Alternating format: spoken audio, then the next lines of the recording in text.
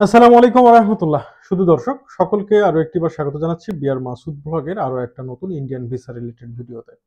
বন্ধুরা, সবাই মানে প্রশ্ন করছে, সবাই বলতে গেল ৩ সপ্তাহে আমি ফিল্টার করে দেখলাম যে ৩৭ জন ভাই ও বোন প্রশ্ন করেছে আম ওপেন হাউস নিয়ে। যদিও বা আমি একাধিক ভিডিও ইতিপূর্বে আপনাদের মাঝে বলেছি একাধিক ভিডিওতে যে কিভাবে আপনারা আবেদন করবেন, কখন আবেদন করবেন, কি কারণে আবেদন করবেন বা কারা এই ধরনের ভিসাগুলো পেতে পারে। তো তারপরও আরো প্রশ্ন এসেছে, তো আমার কাছে মনে হলো যে কিছু কিছু প্রশ্নের উত্তর আসলে আমার ওই সমস্ত ভিডিওগুলোতে নেই।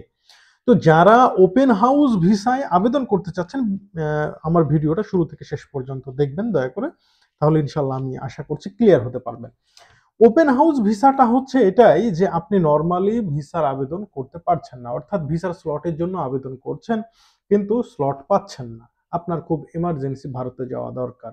তো দেখা যাচ্ছে যে যখন এইভাবে আপনি একদিন ২ দিন, ১ সপ্তাহ, ২ সপ্তাহ, ১ মাস, ২ মাস, ৩ মাস অপেক্ষা করেও ভিসা পাচ্ছেন না, তখন আপনি আবেদন করবেন সরাসরি ইন্ডিয়ান হাই কমিশনে।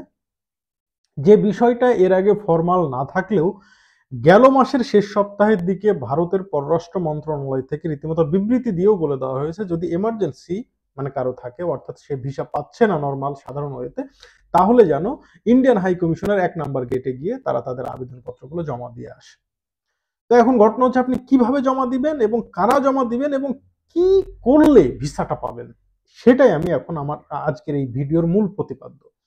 এখন ঘটনা হচ্ছে ভাই, আপনাকে যেটা করতে হবে, ইন্ডিয়ান ভিসার যে ওয়েবসাইট, আইভ্যাকের ওয়েবসাইটে গিয়ে আগে আপনার ফর্মটা পূরণ করতে হবে। এর জন্য কিন্তু কোনো স্লটের দরকার নেই, ফর্মটা পূরণ করে আপনি প্রিন্ট আউট করে নেবেন। এটা প্রিন্ট আউট করার পরে ভিসার জন্য যে সমস্ত কাগজপত্রগুলো লাগে সবগুলো একটা ফটোকপি করবেন বা স্ক্যান কপি করে প্রিন্ট করবেন, যাই হোক আপনাকে করতে হবে। কি কি লাগবে সেটা তো অন্তত জানেন, যদি না জানেন তাহলে আমার কিন্তু ভিডিও আছে, ওই ভিডিওতে দেখে নিতে পারেন যে ইন্ডিয়ান ভিসার জন্য কি কি কাগজপত্র লাগবে।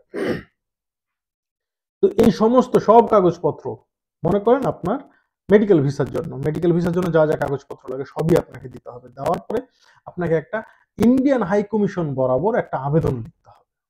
এইখানেই হচ্ছে মূল ফান্ডাটা।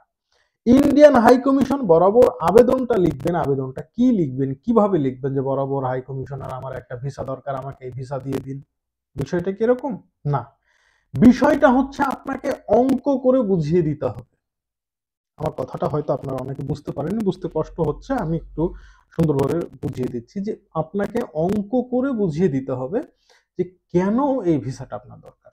অর্থাৎ এই ভিসাটা কি কারণে আপনার জন্য এমার্জেন্সি, না হলে আপনার কি ক্ষতি হতে পারে, কি ধরনের প্রবলেম আপনার হতে পারে, আর এই ভিসাটা পেলে আপনার কি ধরনের লাভ হতে পারে, এবং আপনি যে দেশের জন্য মানে আপনি যে ভিসা চাচ্ছেন, আপনি তাদের দেশের জন্য ঝুঁকিপূর্ণ না, তার যদি কোনো ডকুমেন্টস আপনি সাবমিট করতে পারেন বা মৌখিকভাবে আপনার যেটা আত্মপক্ষ সমর্থন সেটাও করতে পারেন, ইত্যাদি ডিটেলস। এক কথায় এটাকে যদি আরো ভেঙে বলি, মনে করেন আপনি মেডিকেল ভিসার জন্য আবেদন করছেন, আপনি সেখানে উল্লেখ করতে পারেন যে আগামী ১ মাসের মধ্যে যদি আপনি ভারত যেতে না পারেন তাহলে হয়তো আপনার শারীরিক অবস্থার আরো অবনতি ঘটতে পারে, হয়তোবা যে কোনো একটা দুর্ঘটনা ঘটে যেতে পারে, আপনার কন্ডিশন খুব ক্রিটিক্যাল কন্ডিশন, এরকম একটা আপনি বর্ণনা দিতে পারেন। অবশ্যই সাথে প্রমাণস্বরূপ আপনার পেপারস গুলো থাকবে।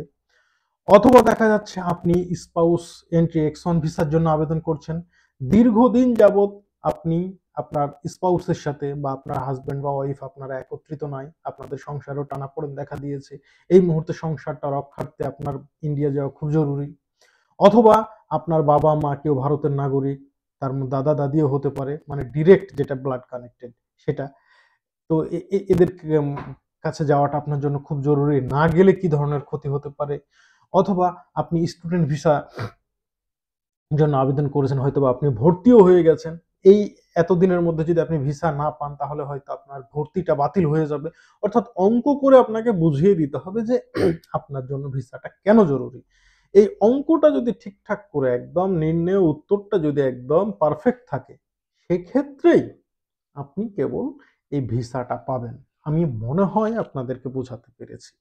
যদি আপনার অঙ্ক ঠিক থাকে, আপনার রেজাল্ট যদি ঠিক থাকে, তাহলে কিন্তু ইন্ডিয়ান হাই কমিশন থেকেই অল্প কয়েকদিনের মধ্যে আপনাকে ফোন দেবে। আবারও বলছি, আপনার যদি সবকিছু ঠিকঠাক থাকে তাহলে ৭২ ঘন্টা বা ১ সপ্তাহ হতে পারে, যেহেতু এখন চাপটা অনেক বেশি, আগে 24 থেকে 72 ঘন্টার মধ্যে ডাক দিত।